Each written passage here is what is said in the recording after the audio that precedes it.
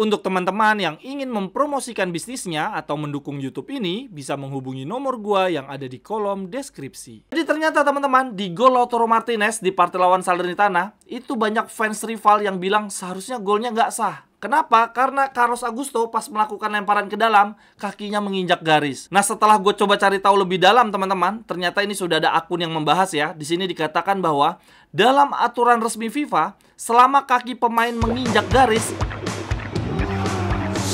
Cerewetan ceking kita nyerewetin apa aja. teman-teman yang sedang kalian saksikan saat ini adalah Cerewetin Inter. Apa kabar teman-teman semua? Semoga dalam keadaan sehat. Hari ini gua ada beberapa kabar menarik dari klub kesayangan kita. Berita yang pertama, menurut data MB teman-teman, Inter disebut sebagai tim dengan definisi nyata dari domination football, sepak bola yang sangat mendominasi. Menurut data MB, Inter di Serie A menjadi tim yang paling banyak mencetak gol, paling banyak expected golnya, paling banyak menyentuh bola di kotak penalti, paling sedikit kebobolan, dan tim yang paling sedikit menderita shot on target dari lawan. Gila teman-teman. Dan sekarang ini menurut penekanan dari data MB ya, mereka bilang bahwa Inter berjarak 10 poin bersih dari peringkat 2 Juve. Dan selain itu teman-teman, ternyata Inter menjadi tim dengan rata-rata kebobolan paling sedikit di setiap pertandingannya di 7 liga besar Eropa. Ini Inter pertahanan terkuat kali ya. Jujur gue agak kaget sih dengan perkembangan Inzaghi Ball ya teman-teman, luar biasa banget. Inzaghi Ball di tahun pertamanya di Inter kan kita kenal sebagai skema permainan yang jor-joran menyerang, terlalu fokus menyerang, sehingga seringkali kita kebobolan gara-gara serangan balik atau kehabisan tenaga. Nah, di musim ketiganya Inzaghi ya, di musim ini, waduh, luar biasa berkembang banget, dewasa banget permainan kita. Memang kita mendominasi, kita terus-menerus menyerang, tapi tanpa melupakan pertahanan. Dan kita mampu mengontrol pertandingan ya, kita tahu kapan harus kenceng, kapan tahu harus mengendur, kapan main bertahan. Sehingga kebugaran pemain kita ya, energi pemain kita mampu terjaga selama 90 menit. Makanya ini luar biasa banget sih perkembangan Inzaghi Ball. Lalu yang bikin gue salut lagi dari Inzaghi Ball musim ini adalah kita mampu mencetak gol dengan banyak cara. Dari umpan vertikal ya, umpan terobosan jarak jauh dari belakang ke depan pernah. Bola mati sering, umpan silang apalagi. Serangan balik juga pernah. Kemudian dribble bola soloran dari tengah lapangan juga pernah ya oleh Lautaro Martinez. Lalu kemudian kita juga sering cetak gol melalui sentuhan cepat 1-2. Lalu beberapa kali mencetak gol dengan menumpuk center back di kotak penalti lawan. Lalu kemudian kita juga pernah mencetak gol dari tembakan jarak jauh. Jadi gila nih, Inzaghi Ball tuh punya segudang cara, punya 1001 cara untuk mencetak gol. Luar biasa banget.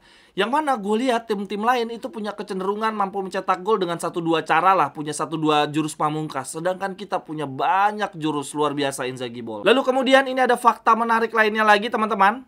Ternyata dengan kemenangan 4-0 dari Salernitana kemarin, ini adalah kemenangan ke-6 kita di musim ini yang skornya selisih 4 gol. Jadi di musim ini kita ada menang 2 kali ya dengan skor 5-1, yaitu melawan duo tim kembar papan bawah, Milan dan Monza. Lalu kita ada 4 kali pertandingan menang dengan skor 4-0, yaitu melawan Fiorentina, Udinese, dan Salernitana 2 kali ya, home and away menang 4-0. Kita telah menang 6 kali di musim ini dengan skor selisih 4 gol. Nah, yang bikin catatan ini menarik adalah, silakan teman-teman lihat pada layar ya, gue ingin mengajak teman-teman membandingkan dengan prize Scudetto di musim-musim sebelumnya. Ini di Scudetto musim lalu. Napoli di musim lalu mereka menang 5 kali dengan selisih 4 gol ya dalam 38 pertandingan dalam satu musim. Sedangkan Milan di musim sebelumnya ketika mereka Scudetto bahkan tidak pernah menang dengan selisih 4 gol. Ini parah banget. Lalu kemudian di musim sebelumnya lagi di era Inter Scudetto itu kita menang 4 kali dengan selisih 4 gol. Lalu kemudian di musim sebelumnya lagi di 2019-2020 Juventus bersama Sarri menang 2 kali dengan selisih 4 gol selama satu musim. Nah, sedangkan Inter musim ini teman-teman 2023-2024 sudah 6 kali menang dengan selisih 4 gol. Padahal ini masih 24 giornata. Musim masih panjang banget, kita masih punya peluang untuk menambah deretan-deretan pesta gol lainnya. Apakah ini artinya teman-teman ketika Inter nanti di akhir musim mampu meraih Scudetto ke-20 adalah tim peraih Scudetto terkuat sepanjang masa? Menurut teman-teman gimana? Lalu kemudian ini ada catatan lucu lainnya teman-teman. Rafael Leao, pemain andalan Milan yang konon diincar Paris Saint-Germain, musim ini baru mencetak 3 gol di Serie A teman-teman.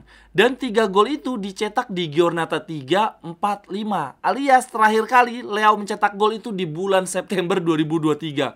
Parah banget. Nah, sebagai perbandingan aja nih teman-teman, wingback kesayangan kita semua, Denzel Super Dumfries dalam periode September 2023 sampai dengan Februari 2024 nih, periode di mana Leao tidak mencetak gol sama sekali, itu Dumfries melakukan apa aja sih untuk Inter? Dumfries dalam periode tersebut mampu mencetak 1 gol, lalu kemudian dia cedera 1 pertandingan, terus pulih, tapi kemudian cedera lagi selama 7 pertandingan teman-teman. Nah, setelah dia pulih dari cedera selama 7 pertandingan, Dumfries tidak langsung bermain. Selama beberapa pekan dia cuma duduk anteng di bangku cadangan karena posisinya diambil alih oleh Darmian. Dan akhirnya Dumfries baru dapat kesempatan lagi bermain sebagai starter, yaitu kemarin ya di partai lawan Salernitana. Dan dia mampu mencetak gol teman-teman. Jadi dalam periode September sampai dengan Februari, yang mana Leao main terus, dia jadi andalan tapi tidak mencetak gol sama sekali. Di satu sisi wingback andalan kita, Denzel Dumfries yang sering gue caci maki, malah mampu mencetak 2 gol padahal dia cedera berkali-kali dan tidak mendapatkan posisi sebagai pemain inti. Nah, kalau begini artinya Leao yang jelek banget atau Dumfries yang ternyata luar biasa bagus ya teman-teman. Lalu kemudian yang berikutnya, ini berita yang cukup mengejutkan dari website Inter Extra. Mereka mengatakan bahwa miliarder asal Finlandia telah secara resmi mengajukan tawaran untuk mengakuisisi Inter. Ini gue bacain aja artikelnya ya. Mereka bilang bahwa dalam wawancara dengan media Inggris, Manchester Evening News, diklaim bahwa miliarder asal Finlandia, Thomas Ziliakus, telah secara resmi mengajukan tawaran untuk mengakuisisi 100% saham Inter. Selama wawancara tersebut, Manchester Evening News sebetulnya ingin menyoroti minat Ziliakus untuk mengakuisisi klub sepak bola Manchester United. Mereka ingin bekerja sama dalam menciptakan pengalaman yang baru dan berbeda bagi para penggemar MU untuk mendukung tim kesayangannya.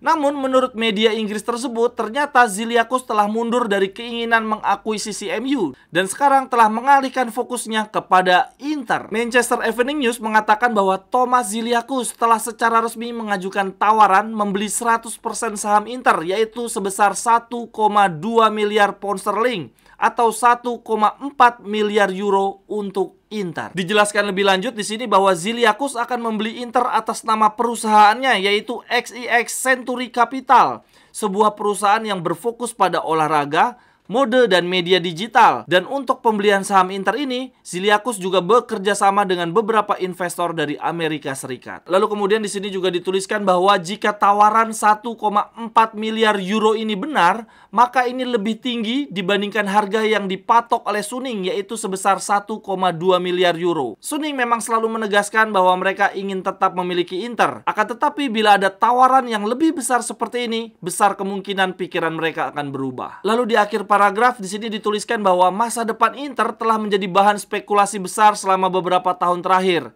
Karena Suning harus melunasi pinjaman yang sangat besar dari Oaktree Capital di bulan Mei 2024 ini. Suning sejauh ini memiliki 2 opsi, yaitu melakukan pembaharuan pinjaman atau menjual klub. Sejak tawaran resmi dari Ziliakus ini diajukan, sampai sekarang Suning belum juga memberikan jawaban apakah akan menerima atau menolak. Wah, gimana nih teman-teman? Kita akan ganti pemilik. Menurut teman-teman lebih baik dijual atau enggak? Tapi ini kalau penawarannya lebih besar 0,2 miliar ya dibandingkan harga yang dipatok oleh Suning, gue rasa bakal dilepas sih. Ini cuan banget teman-teman.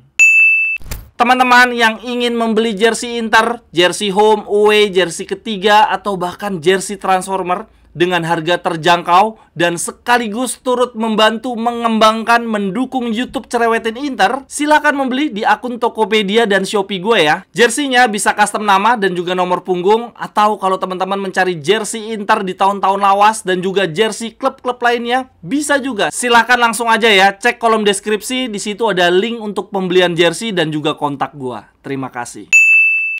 Lalu kemudian berita yang kelima, yang terakhir untuk Cerewetin Inter hari ini teman-teman. Jadi ternyata teman-teman, di gol Lautaro Martinez di partai lawan Salernitana, itu banyak fans rival yang bilang seharusnya golnya nggak sah. Kenapa? Karena Carlos Augusto pas melakukan lemparan ke dalam, kakinya menginjak garis. Nah, setelah gue coba cari tahu lebih dalam teman-teman, ternyata ini sudah ada akun yang membahas ya. Di sini dikatakan bahwa dalam aturan resmi FIFA, selama kaki pemain menginjak garis itu masih dianggap aman. Jadi lemparan ke dalam Carlos Augusto dianggap sah. Gol Lautaro Martinez sama sekali tidak bermasalah. Sekian dulu untuk Cerewetin Inter hari ini teman-teman. Silahkan tuliskan pendapat teman-teman di kolom komentar. Sampai ketemu di cerewetan-cerewetan berikutnya. Bye-bye. Cerewetan ceking kita nyerewetin aja.